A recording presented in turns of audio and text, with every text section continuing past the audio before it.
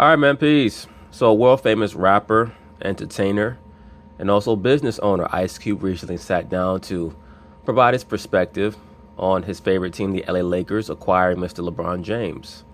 I'll probably be doing a video on Ice Cube relatively soon because he is a Saturnian.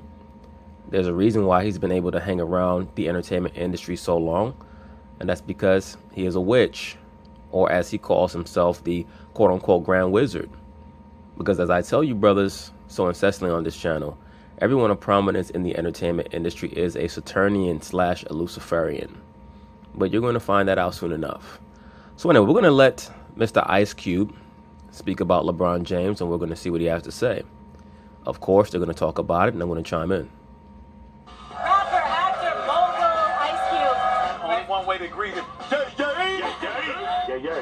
Yeah. I mean, damn. I couldn't ask for anything more. Is LeBron worthy of the Lakers? What are you talking about? I'm the president of the Raider Nation. Just don't play with him. The world is watching. That's going to be hard to beat. Oh, well. It's now time for our LA Sports Update, and who better to Notice that every time we see Ice Cube, his clothing is very black oriented. Why is that? Because as I've told you brothers numerous times on this channel, the color associated with the planet Saturn is black. Once again, he is a Saturnian. That's why he's so fond of throwing up the so-called West Side symbol. For those of you who don't know, the West Side symbol goes back to Machiavelli. That's why Tupac was the one who brought that sign or that symbol into the entertainment industry. Tupac was a Luciferian as well. I'll probably be covering him in another video. But they try to act as if that W sign that they throw up is meant to represent the quote-unquote West Side. It's actually meant to convey to those in the know that they are venerators of Saturn and Apollo. Remember that Saturn represents what they call the so-called Black Sun in their planetary deity worship. And of course, the sun is represented by Apollo. So they view the sun as being the light side and Saturn as being the quote-unquote black sun. They bring it together of opposites. That's why they wrap their fingers together. They venerate the so-called serpent god, aka Tammuz, so on and so forth. But that's why you see them throw up that so-called West Side symbol with the ring finger over the middle finger. The middle finger represents Saturn or Baal. The ring finger is representative of the sun, aka Apollo. To talk to than the one and only Ice Cube, who joins us on behalf of Big 3 basketball and the playoffs, which get started underway this Friday night. Cube, thanks for hanging with us. Hey, what's up, y'all? What's going on, man? All good. How's the Big 3 going? Oh, man, good as a government check. You know what I mean? Yes, brother, that statement is very apropos because I suspect that you've been the recipient of government checks for almost 30 years now. Would not shock me at all. Allegedly. But by the way, the true owner of the so-called Big 3 is Ice Cube's manager, a so-called Caucasian Jewish man by the name of Jeff Quatinetz, if I remember correctly. If I'm wrong about my pronunciation of his last name, one of you brothers can look it up. I know his first name is Jeff, but I can't quite remember how he spells his last name. He's made some appearances at some Big 3 games. He was also in the Big 3 promotional photo with Ice Cube and Allen Iverson and a couple of the other initial members of the Big 3 promotional tour. It's going great. Playoffs is coming. You know, we got 4 tough teams. You got Power versus Tri-State. You got 3-headed monsters versus Three's Company. It's going to be crazy out in Dallas this Friday. Cube, you know I got to talk to you about your Lakers. You get LeBron, purple and gold, all the whole resurgence. Everybody's excited. But long term, do you think he can become one of the greatest Lakers in franchise history? LeBron James is going to have to be considered one of the greatest Lakers in franchise history by the time his tenure is over because this is a pivotal portion of his career. If he plays the next 4 seasons in LA and does not win a championship, there's certainly going to be a lot of ballyhoo over whether or not he should be considered above Kobe Bryant. Now, we know outside of LA, most NBA aficionados consider LeBron James to be, at the very least, on the same level of Kobe, if not above Kobe. But within LA circles, we know that they consider Kobe Bryant to be most likely the second best player of all time, if not the greatest player ever, and that LeBron James is nowhere near in his stratosphere. So for LeBron James to decide to sign with the LA Lakers, of course, this is a sign that he's taking on that challenge head on, but also we all know that the real reason why he signed with the LA Lakers is so that he could be closer to his power base out there in the Luciferian capital of America, that being Los Angeles. At least those of us who are in the know that. But just to get back to the point, yes, LeBron James is going to have to show out with the Lakers over the next 4 years. And as I'm on record as stating, I believe that they're going to make sure, when I say they, Adam Silver and the people associated with Adam Silver, are going to make sure that they put LeBron in a real position to win a championship at least one season over the next 3 seasons after this year. Whether that means that they'll have Kevin Durant sign with the Lakers or Kawhi Leonard or something of that nature, I would be shocked if the Lakers are not able to attain some big level free agent in the offseason this year, because the NBA does want LeBron James to win a championship in LA. Whoa, wait a minute now. I mean, I don't know if he should try to even go for that. I think he should, win a couple rings here if he can. And we're going to love him to death if he do that. But, the greatest Laker of all time is Magic Johnson. Thank you, sir. You're a Laker fan with some sense. Thank you, sir. Without a doubt. So, that's just it. He's not going to be able to touch that. Q, but I want to talk about that for a second, because having done afternoon drive out in LA as the home of the Lakers, 7:10 a.m., it occurred to me, and you get the feeling for how the Lakers fans perceive this. There are different categories. There's Magic in the modern era. There's Magic and Kobe. Those guys were lifetime Lakers, 5-time champions. They're in their own little category. Then there's Kareem and Shaq, big men they brought in and won multiple championships. Do you get the feeling that LeBron is more like Wilt than Kareem and Shaq, more like a guy who's being brought in toward the end, who maybe can grab you one, but is more likely to wind up in that category than the others? Well, Max Kellerman, I'm already on record as stating that LeBron James is the modern-day Wilt Chamberlain / Shaquille O'Neal, not, of course, in his style of play or according to the position that he plays, but according to his overall archetype, what he represents in the NBA. Meaning the most dominant physical presence in the NBA, and the fact that he moves around from place to place and there are very high expectations for him. That to me is the player archetype that he represents. Once again, not according to style of play or according to his position, but just according to his overall player archetype, the role that he fulfills when he steps onto the basketball court, the Goliath archetype. Look at Ice Cube's face. He got a look on his face like, what are you talking about? Yay. Well, I think Wilt is loved here too. I never really thought about putting him on a different tier level, like you just said. I just know LA loves Elgin Baylor, Jerry West, Wilt Chamberlain, Kareem Abdul-Jabbar, Magic Johnson, Kobe and Shaq. But there's Worthy, there's Cooper. They're going to love LeBron? Jamal Wilkes, and they're going to love LeBron if he wins a title. Absolutely. Once again, LeBron James, for him to go out to the LA Lakers, he has to win. He can't just go everywhere and think that his name recognition or what he's done in the past is going to open doors for him in regards to being accepted as an all-time great player in LA. As I've stated before, just on my list, there are Lakers that are above him. On my list, Kareem is above him in my view as an all-time player. Magic Johnson is above him in my view as an all-time player. So to think that he can join the LA Lakers franchise and everybody's going to bow down to him, no, that's not going to happen. He does have to win a championship. They're going to appreciate him for being a Laker, no doubt. But winning the title will get him all the LA love he needs. Q, I would ask the question, why does it have to come to that? I understand down the line. Why wouldn't it come to that, Stephen A. Smith? He does have to win a championship. Not necessarily this season. I don't think that any Laker fans are expecting LeBron James to win a championship this season, but he will have to win one somewhere down the line. That's the bottom line of it. Get it done, because obviously every marquee player in NBA history that has worn the purple and gold has delivered the championship to that city. I get that point. But considering the fact that the Lakers have been out of the postseason the last 5 years, why do I get the sense that the level of appreciation that LeBron should receive from LA isn't there? Because all you guys in the media are constantly arguing over whether or not he's the best player of all time. So why would he join that franchise and there not be high expectations for him? You guys have created that atmosphere for LeBron James, so he has no one to blame but you. And you have no one to blame but yourselves because, of course, when there are high expectations, it's because a person has a history of achieving high things. Either that or there's a propaganda machine behind that person to make you think that they're greater than they actually are. That's what's going to be determined in LeBron James' tenure with the LA Lakers.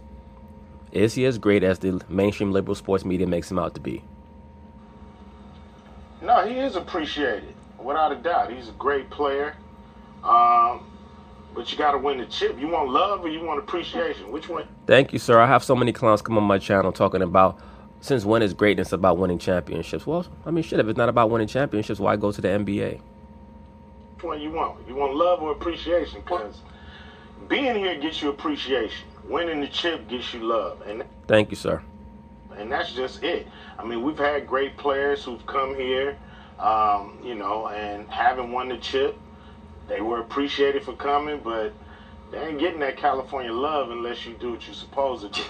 Cube, I think actually there's stuff going on too with Lakers fans. Like LeBron was a contemporary, overlapping primes with Kobe, and obviously Lakers fans are pro Kobe, and now all of a sudden the enemy is on your side, and there's some mixed feelings before he wins a title. Cube, the Mount Rushmore thing that everyone was doing a couple years back was about really editing, right? You can only have 4. I mean, for the Clippers, it would be trying to find 4. But for the Lakers, you got to leave some dudes off. Like, Shaq might not be on the Lakers Mount Rushmore because of so many great Lakers. Well, it would depend. If you're going to do a Lakers Mount Rushmore, you may have to do a differentiation between who the greatest players were as opposed to who the greatest Lakers were. And I remember there was a commenter on one of these videos that I did who tried to go back and forth with me because I created a differentiation, a disparity between the greatest Lakers and the greatest players. If we're going to go by the greatest players to ever play on the Lakers, we're talking about Kareem, we're talking about Magic, we're talking about Wilt Chamberlain, we're talking about Shaq. Right? Those were the top 4 players to ever play on the Lakers prior to LeBron getting there. Now, I might have to knock Shaq off of that Mount Rushmore, that proverbial Mount Rushmore, because I have LeBron above Shaq. But one can certainly make the argument that you would take Hakeem Olajuwon or Shaq or Tim Duncan or Wilt above LeBron. Once again, from 6 to 10, it starts to get very nebulous, in my view. But I would have LeBron above those players because of everything that he brings to the table. But once again, you could certainly make the case that you would take Wilt or Shaq or Tim Duncan or Hakeem over LeBron James. But when we're talking about the greatest Lakers ever, we're talking about Magic, we're talking about Kobe, we're talking about Jerry West, we're talking about Elgin Baylor. Those are the greatest Lakers ever. And you can make the case that you would take, or that you would put Kareem over an Elgin Baylor because Kareem was on the Lakers for about 13, 14 years. It wasn't like he was only on that team for 5 or 6 years. But just from the standpoint that Elgin Baylor was on the Lakers from day one, to me, vaunts him into the upper crust of all-time Lakers. I think for you to be an all-time Laker, you have to have played every game on that squad, on that franchise. And the 4 greatest players to have ever played every game for that franchise, in my view, in this order, are Magic, Kobe, Jerry West, and Elgin Baylor. What could LeBron possibly do to ever get on the Lakers Mount Rushmore, or is that impossible? He just answered the question. He has to win championships. What about that are you not understanding? If he win 4 in a row while he here, he can get on there. He here 4 years. If they win it 4 times in a row, he'd be there. Cube, I went on the air last week and I talked about how, obviously the Clippers are planning on getting a new arena and all of this other stuff, but I've been of the mindset they should leave LA. I think there should only be one team. Seattle's looking for a team. That's right.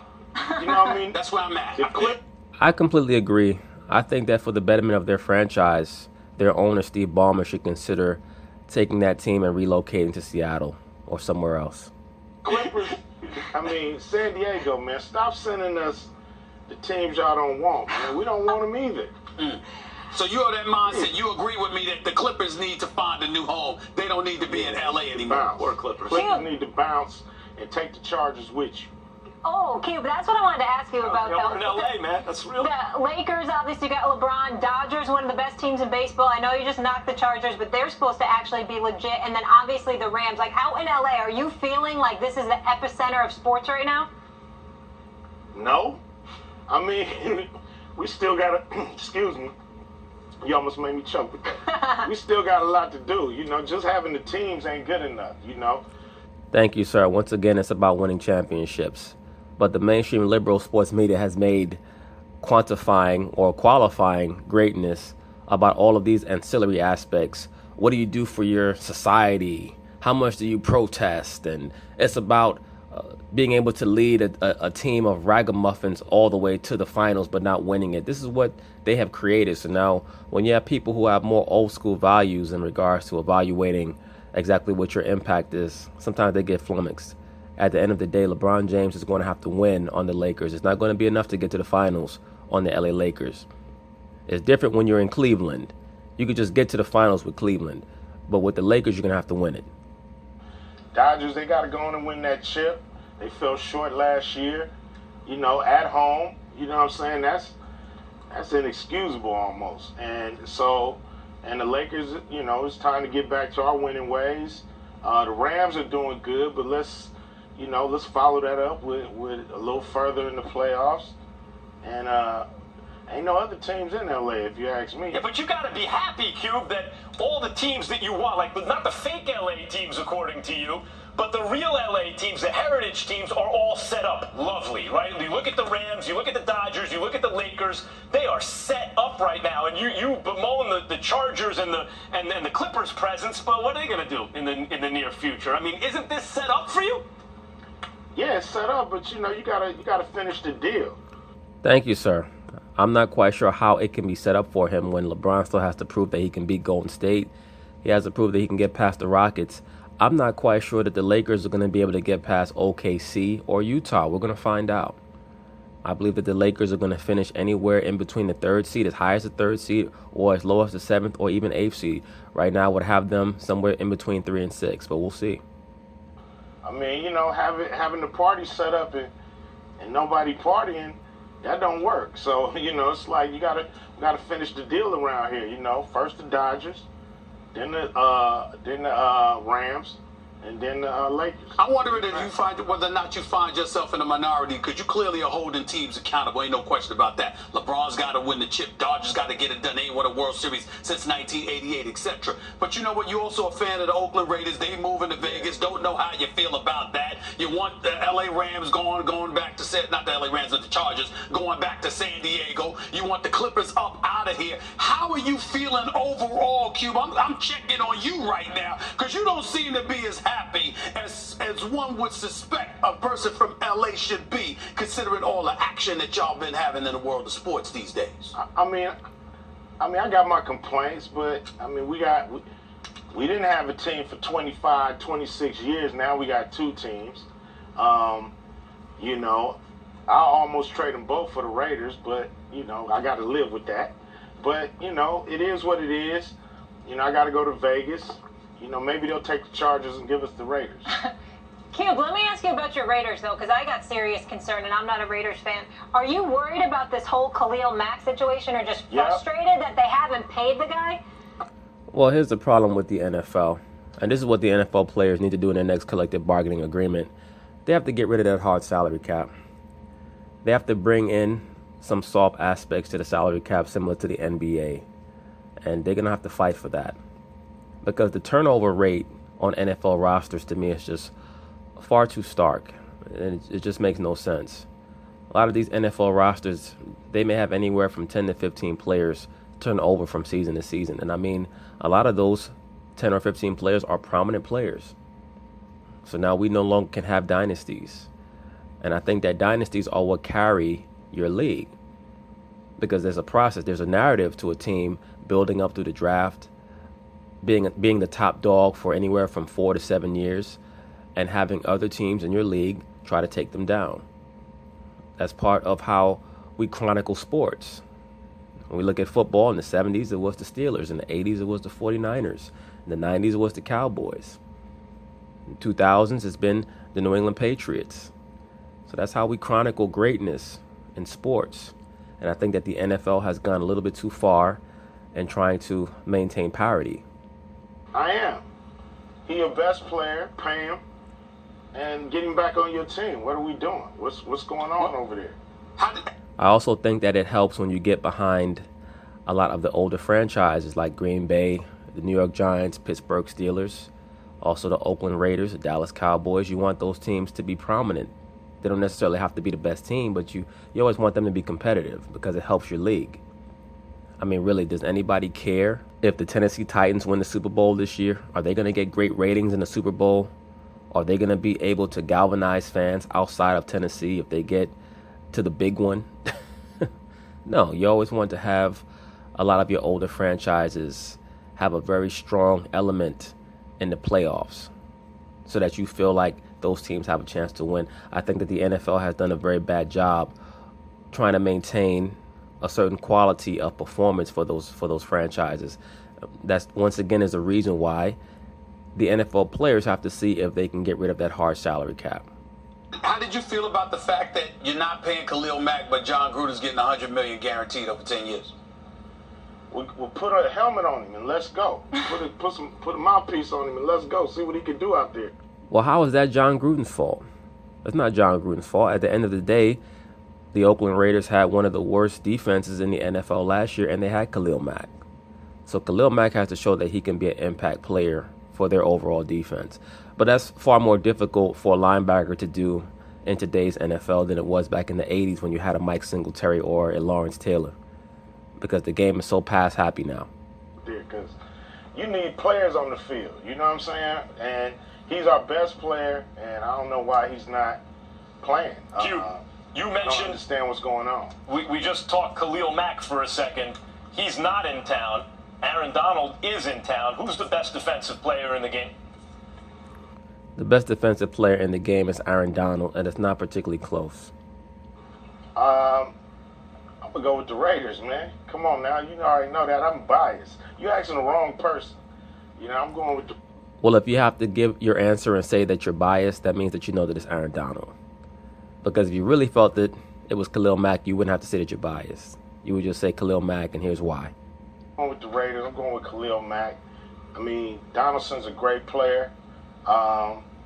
But you know, I'm checking for them Raiders. Well, I know you're checking for the Raiders, but I'm gonna still go back to the Rams on this sense. Aaron Donald is the best pass rusher at his position, and he's the best run stopper at his position. Case closed.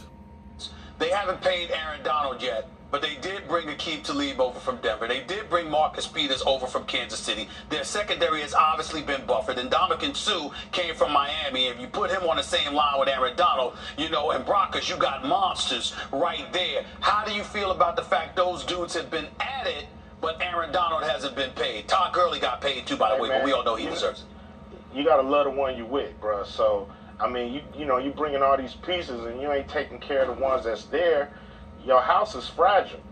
Because, you know, you got to pay for the people that got you to where you are, man. You can't overlook them for new pieces. It just ain't cool. And, you know, that funk is going to reverberate through the team because everybody knows what's going on and what's not going on. So I say you pay the players that got you there, and them new pieces, you know, they can get what's left. Preach. It's all about loyalty. Cube, if one... Well, it's not quite about loyalty. It's actually about what's expedient.